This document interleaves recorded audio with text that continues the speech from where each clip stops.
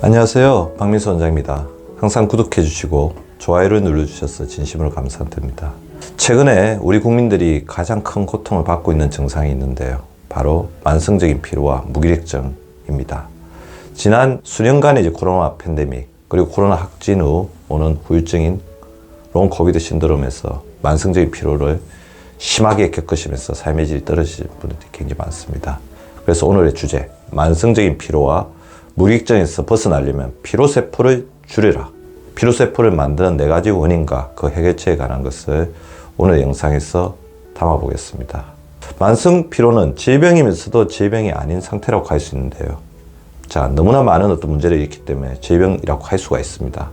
하지만 질병이 아닌 상태라고 하는 이유는 너무나 원인이 다양하고 특효적인 치료제가 없기 때문에 질병이 아닌 어떤 상태로 보일 수도 있습니다. 그럼에도 불구하고 이 만성 피로의 인구 비율이 너무 올라가고 있어서 전혀 간과할 수 없는 굉장히 심각한 사회적 문제가 되고 있습니다. 질병으로 보니까 해결책이 힘든 것입니다. 따라서 이제 만성 피로에 호소하시는 분들 어떻게 잘 케어해 드릴까, 도와드릴까 제가 고민을 많이 하고 있는데요. 최근에 읽고 있는 책 중에서 굉장히 흥미로운 제목의 책을 발견했습니다. 피로세포라는 책의 제목인데요. 자, 공부하는 의사, 교육하는 의사 이동환 TV의 이동환 박사님께서 지어내신 피로세포라는 책은 제가 그동안 생각하고 있었던 만성적인 피로의 개념에서 상당히 시사하는 바가 있습니다. 자, 그랬던 거죠. 만성 피로의 원인을 세포에서 찾자. 뭔가 균형이 맞지 않은, 밸런스를 잃은 잘못된 세포가 피로를 만든다.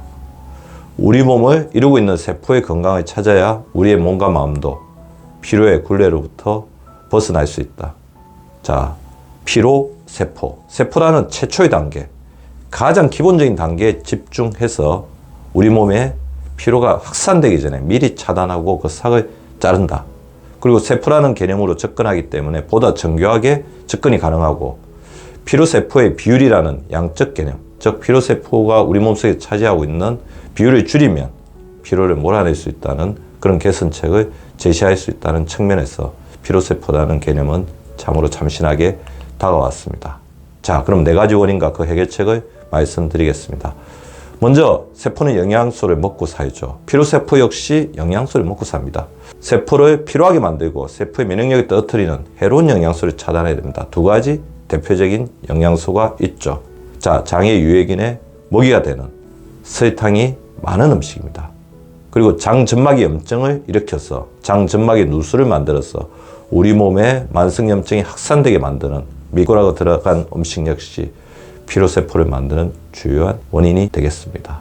특히 장누수증후군은 우리 몸에 있는 만성염증의 시발점이라고 할 수 있습니다. 장의 점막의 선택적 투과성이 무너지면서 영양소만 흡수하고 장 속에 있는 유해균, 독소, 유해물질들은 통과하지 못하게 하면서 체외로 배출시켜야 되는 그런 기능이 사라지게 되면서 우리 몸 안으로 무분별하게 장점막을 뚫고 이런 유해물질들이 들어오면서 우리 몸이 만성염증의 상태, 면역세포가 잠시도 쉬지 못하는 만성 피로의 상태가 오는 것입니다. 이를 해독하기 위해서는 먼저 물이 중요합니다. 장점막은 수분이 충분할 때 우리 몸을 지킬 수 있습니다.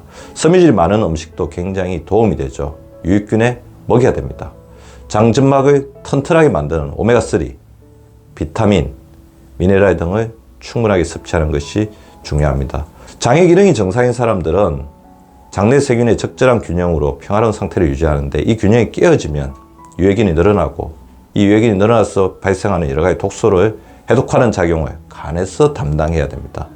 그래서 장과 간은 연결이 되어 있는 거죠. 간의 해독 기능이 이렇게 부담이 증가하게 되면 피로가 굉장히 증가할 수 있습니다. 따라서 장내에 유해균을 억제하고 유익균 늘려주는 유산균 요법 역시 매우 중요한 대체 수단이 될 수 있는 것입니다. 세포는 또 산소를 숨쉬면서 생존하죠. 피로세포는 활성산소를 숨쉬면서 자라게 됩니다. 활성산소는 짝이른 산소입니다. 활성산소가 자신을 안정시키는 환원작용을 위해서 건강한 세포로부터 전자를 빼앗습니다. 건강한 세포는 전자를 빼앗기면서 산화상태에 돌입하게 되고, 이때 받는 산화 스트레스가 건강한 세포를 피로세포로 만드는 것입니다. 활성산소를 일으키는 원인들을 적절히 제어해야 합니다. 흡연, 인스턴트 식품, 과도한 자외선, 방사선, 각종 전자기기들에서 나오는 전자파, 그리고 일부 약물의 과도한 복용, 운동 부족, 근육의 염증 등이 활성산소를 과도하게 만드는 주요한 원인이 됩니다. 자, 활성산소를 억제하기 위해서는 활성산소가 건강한 세포로부터 전자를 빼앗기 전에 미리 전자를 줘서 세포가 산화되는 것을 막아주는 황산화 물질을 적절하게 섭취하는 황산화 작용이 필요한데요. 자, 황산화 물질의 대표가 바로 파이토케미칼과 각종 비타민, 미네랄입니다. 비타민 A, 계란, 노른자, 간, 두부, 견과류, 비타민 C, 채소와 과일에 풍부하죠. 비타민 E, 녹색잎 채소, 식물성 식용유, 카로티노이드, 파프리카, 토마토, 레드비트, 당근, 자색 고구마, 가지, 폴리페놀, 녹차, 두부, 된장, 포도주 등에 풍부합니다. 그리고 활성산소를 제거하는 데 중요한 작용하는 셀레늄, 해산물, 차가버섯 등이 있을 수 있습니다. 활성산소는 굉장히 다양한 원인으로 발생하고 다양한 작용으로 우리 몸의 건강세포를, 피로세포를 만들기 때문에 자연에 가까운 음식을 다양하게 그리고 매일 규칙적으로 섭취해 주는 것이 중요합니다. 세포가 염증화되면 피로세포가 됩니다.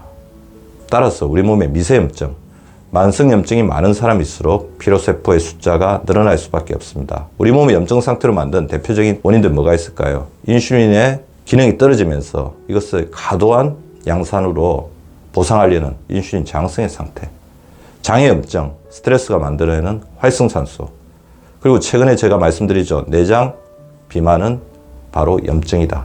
자, 비만한 상태에서 만들어지는 지방세포에서 뿜어내는 염증 물질, 그리고 고혈압, 당뇨, 고지혈증 등을 통해서 혈관이 점차 노쇠화되면서 만들어진 혈관염증 등이 우리 몸에 만성염증을 만들고 피로세포로 가는 문제를 일으키게 됩니다. 자, 이를 해결하기 위해서, 자, 우리 몸에 있는 혈관의 염증을 줄이기 위해서, 근육의 염증을 줄이기 위해서 오메가3를 적절하게 섭취하는 게 중요할 것 같고요. 자, 인슐린 저항성을 줄이기 위해서 제가 항상 강조하죠.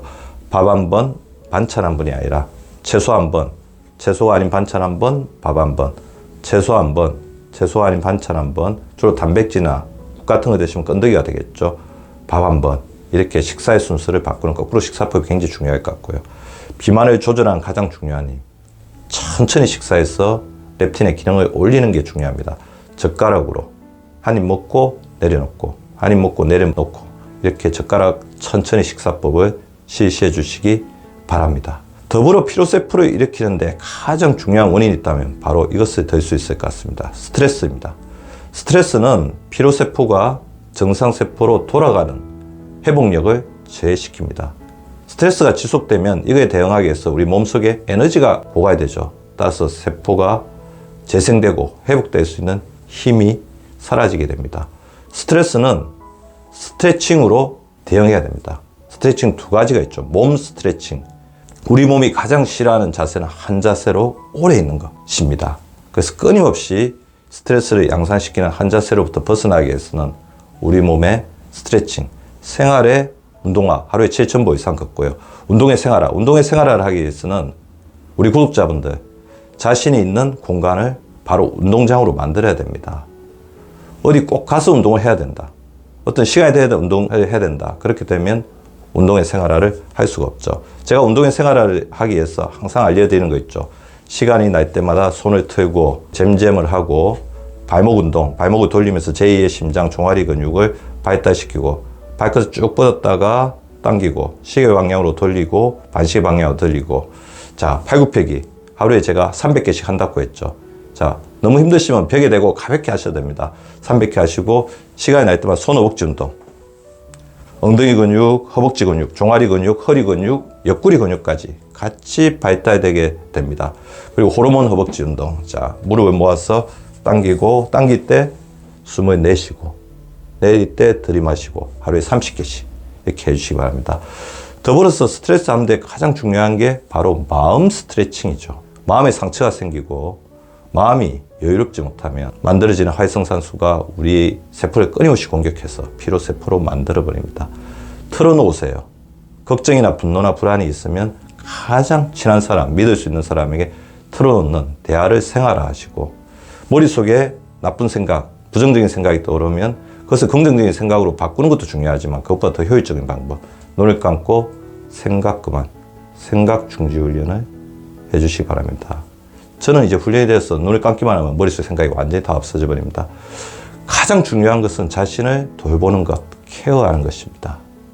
만성 피로가 있으신 분들은 선제적으로 휴식을 해야 됩니다. 하루에 30분씩 쉴 수 있는 시간, 빈둥빈둥 거릴 수 있는 시간을 조금 확보하시고요. 일주일에 하루 정도는 여러 가지 정보나 업무로부터 완전히 벗어나는 정보 휴일, 업무 휴일을 두시기 바랍니다. 그리고 잠을 자는 동안 우리 몸이 재생이 되죠. 만성 피로에 시달리시는 분들은 아까워하지 마시고 30분만 더 수면에 할애해 주십시오. 질병보다 무서운 것은 제 기능을 하지 못하고 점점 노쇠화되어가는, 피로화되어가는 세포입니다. 내 몸속에 점점 늘어나는 피로세포를 줄여서 건강한 길로 가시기 바랍니다. 구독자 여러분, 오늘도 유쾌한 하루, 건강한 하루 보내시기 바랍니다. 항상 구독해 주셔서 감사드립니다. 구독과 좋아요는 박미수 박사 TV를 지속시키는 생명력입니다. 많이 구독해 주시고 좋아요를 눌러 주시기 바랍니다. 항상 감사드립니다.